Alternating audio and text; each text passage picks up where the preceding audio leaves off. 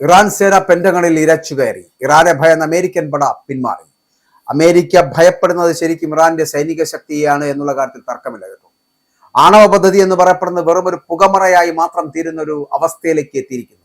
ഡ്രോണുകൾക്ക് പുറമെ തങ്ങളുടെ വ്യോമാതിർത്തി ലംഘിച്ച് മുന്നോട്ട് നീങ്ങാൻ ശ്രമിച്ച ഒരു അമേരിക്കൻ യുദ്ധവിമാനത്തിന് നേരെ അടക്കം ഇറാൻ സൈന്യം വെടിയുതിർക്കുന്ന കാഴ്ച കണ്ടിരിക്കുന്നു.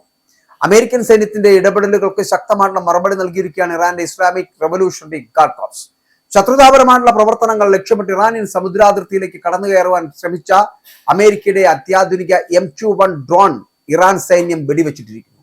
Islamic republic news agency May 31 പുറത്തുവിട്ട പ്രസ്താവനയിലൂടെയാണ് ഈ വിവരം ലോകത്തെ അറിയിച്ചിരിക്കുന്നത്. കഴിഞ്ഞ ദിവസം ഇറാനിയൻ അതിർത്തിക്കുള്ളിലേക്ക് പ്രവേശിച്ച ഉടൻ തന്നെ രാജ്യത്തിന്റെ വ്യോമ പ്രതിരോധ മിസൈൽ സംവിധാനങ്ങൾ ഡ്രോണിന്റെ സാന്നിധ്യം കൃത്യമായിട്ട് തിരിച്ചറിയുന്നു.